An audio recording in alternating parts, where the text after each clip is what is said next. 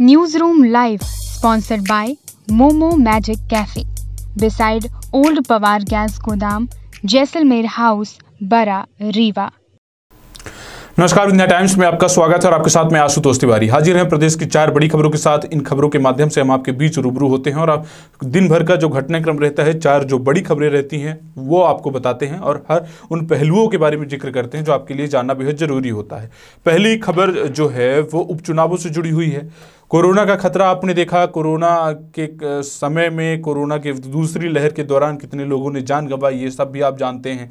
इसके अलावा उस समय जब चुनाव हुए, 5 राज्यों के चुनाव हुए, मध्य प्रदेश में दमोह में चुनाव हुआ, उपचुनाव हुए, और अब जो उपचुनाव होने हैं तो उसको लेकर कहीं ना कहीं संकट के बादल मंडरा रहे हैं, क्योंकि अब याचिका दायर की गई है चुनाव के खिलाफ में, चुनाव रद्द कराने को लेकर। दरअसल मामला पूरा ये है कि कोरोना की जो तीसरी संभावित लहर है उसकी दलील दी जा रही है और मध्य प्रदेश में नगरीय निकायों चुनाव की तरह 3 सीटों पर होने वाले चुनाव, जो एक लोकसभा का चुनाव है और 2 जो विधानसभा के चुनाव हैं, उनको लेकर जो पूरी कोशिश की जा रही है कि अब याचिका लगाकर उन पर रोक लगवाई जा सके। लोकसभा, मध्य प्रदेश की 1 लोकसभा और विधानसभा में होने वाले उपचुनाव को लेकर ये हाईकोर्ट में नागरिक उपभोक्ता मंच ने 16 अगस्त 2021 को एक जनहित याचिका दायर की थी। इस पर आज सुनवाई हुई और सुनवाई में जो कहा गया, जो कोर्ट ने निर्वाचन आयोग से जवाब मांगा। इस मामले में अगली सुनवाई और 8 सितंबर तक टाल दी गई कि जब तक 8 सितंबर तक इस पर कोई आदेश नहीं दिया जाएगा। नागरिक उपभोक्ता मंच के डॉक्टर पीजी नाजपांडे और रजत भार्गव की ओर से याचिका दायर की गई है, जिसमें कोरोना को दलील दी गई है, कोरोना को लेकर कि कोरोना का खतरा है जो बढ़ रहा है, जो अक्टूबर माह में यह कहा जा रहा है कि यह अपने पीक पर होगा। ऐसे में सावधानी रखनी चाहिए और इन चुनावों पर ध्यान नहीं देना चाहिए। जिस पहले जो चुनाव हुए उसके हालात भी आप जानते हैं।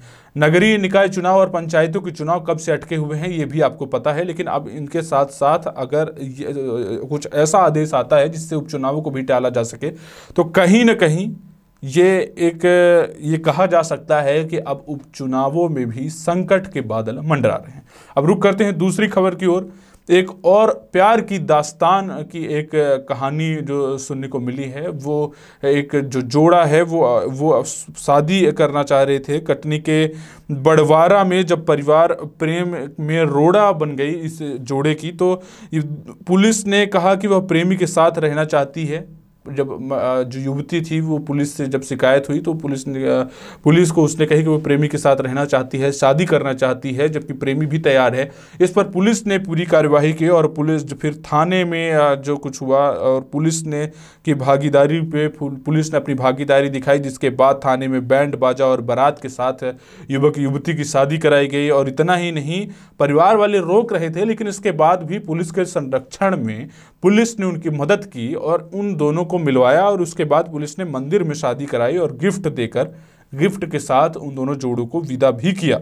ये पूरा मामला कटनी के बड़वारा में का है, जब परिवार जो है वो इन दोनों के प्रेम के रोड़ा बन गया, इन दोनों के बीच का। उसके बाद जब शिकायत हुई और शिकायत में जब पुलिस के सामने जब मामला पहुंचा तो पुलिस के सामने जब युवती ने अपनी बात रखी और युवक ने अपनी बात रखी तो दोनों की सुनवाई हुई और फिर पुलिस में ये सहमति बनी और पुलिस ने उन दोनों की शादी कराई और शादी में गिफ्ट भी दिए। अब बात कर रहे हैं तीसरी बड़ी और अहम खबर की। ये दिग्विजय सिंह से जुड़ी हुई है। दिग्विजय सिंह अपने जो आक्रामक रुख से जिस तरह से आलोचना करते हैं, आक्रामक रवैये से, उसके लिए भी जाने जाते हैं विपक्ष के नेता। और एमपी में इस समय जो एक मामला तूल पकड़ता जा रहा है बड़ी तेजी से, एमपी में देश विरोधी नारों पर जो सियासत गरमाया हुआ है, इससे जुड़ी हुई ये खबर है। दिग्विजय ने उज्जैन में पाकिस्तान जिंदाबाद नारे के वीडियो को जो है फेक बताया है, जो उज्जैन में ये नारे लगाए गए थे। और उन्होंने कहा था, उनकी ओर से ट्वीट किया गया ये बयान था कि काजी जिंदाबाद के वो नारे लगाए गए थे, जिसको वो एडिट किया गया या कि वो वीडियो पूरी तरह से फेक है, इस तरह से उन्होंने बताया था। इस पर अब सीधे सरकार के जो लोग हैं, सरकार के जो मंत्री हैं, भाजपा के जो दिग्गज नेता हैं, वो अब दिग्विजय सिंह को कटघरे पर खड़ा करने के लिए पूरी तरह से मैदान में कूद गए हैं। और मंत्री विश्वास सारंग ने पूर्व सीएम को स्लीपर सेल तक कह दिया है। ये मामला अब तूल पकड़ रहा है।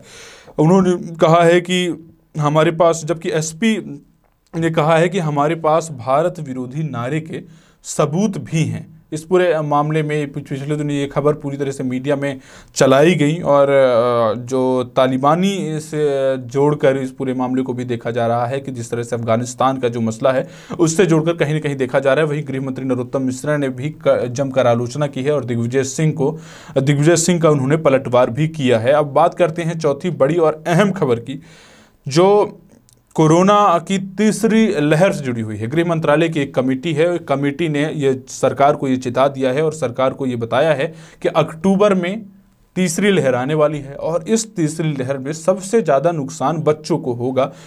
बार बार ये सवाल उठे कि आखिर किसको सबसे ज़्यादा हानि पहुंचेगी तीसरी लहर में, तो सबसे पहले ये बात आप समझ लीजिए कि हानि सबको होगी कि कोरोना वायरस के जद में एक लोग नहीं आएंगे, सब लोग आएंगे। कोरोना वायरस ये नहीं देखेगा कि कौन बूढ़ा है, कौन बच्चा है, कौन युवा है, सभी को इसका खतरा रहेगा। लेकिन इसलिए सबको सावधानी रखनी होगी। लेकिन फिर भी विशेषज्ञ जिस तरह से बार बार इस बात को चिता रहे हैं कि बच्चों में इस वायरस का खतरा ज़्यादा रहेगा, उनका ये एक अनुमान है। हालांकि बार बार कई डॉक्टर इसको नकारते भी रहे हैं कि ऐसा कुछ नहीं है। लेकिन जब गृह मंत्रालय की जो ये कमेटी है, ये जब सरकार को इसने चिताया है, तो इसने भी ये बताया है कि जो अक्टूबर में अगर तीसरी लहर पीक में रहेगी, आ सकती है, ये कहा है कि तीसरी लहर आएगी और अक्टूबर में पीक में रहेगी, और पीक में रहने के बाद इसमें सबसे ज़्यादा हानि अगर किसी को होगी तो बच्चों को होगी। पिछले 24 घंटे में जो भारत में कोरोना संक्रमित मरीज मिले हैं उनमें 25,072 नए मामले सामने आए हैं। 389 लोगों की ने दम तोड़ दिया है, जिसके बाद कुल एक्टिव केसों की संख्या 3,33,924 हो गई है। हालांकि रिकवरी रेट बढ़कर 97.63% हो गई है। इस बीच कोरोना की तीसरी लहर को लेकर खतरे की घंटी बज गई है। गृह मंत्रालय की कमेटी ने ये खतरे की घंटी बजाई है और लोगों को और ये आगाह किया है कि लोग आगाह हो जाएं, सचेत हो जाएं, क्योंकि जो गृह मंत्रालय के national institute of disaster management की ओर से जारी रिपोर्ट के अनुसार अक्टूबर में कोरोना की तीसरी लहर आ सकती है, ये उन्होंने ये तय किया है। इसलिए समय रहते हमारी भी आपसे अपील है कि आप अभी रक्षाबंधन में जिस तरह से भीड़ उमड़ी थी शहरों पर, सड़कों पर जिस तरह से लोगों का हुजूम लगा था, तो आप तमाम उन चीज़ों पर अपनी भागीदारी को सुनिश्चित करिए। लेकिन इसके साथ ही यह ध्यान रखिए कि कोरोना का संक्रमण बढ़ने न पाए और कोरोना का खतरा किसी भी तरह का नुकसान किसी को न पहुँचाने पाए, इसके पूरे इंतजाम करिए और अभी से ही अवेयर होइए और अभी से ही अपने हाथ में कमान ले लीजिए कि कोरोना वायरस की तीसरी लहर को हराना ही होगा और तीसरी लहर को आने से पहले उसको पहले ही रोक देना होगा। तो ये थी प्रदेश की 4 बड़ी खबर। ऐसी तमाम खबरों के साथ हम रोजाना आपके बीच हाजिर होते रहेंगे। आप बने रहिए विंध्य टाइम्स के साथ। बहुत बहुत धन्यवाद। News room live sponsored by momo magic cafe beside old Pawar gas गोदाम, जैसलमेर हाउस, बरा, रीवा।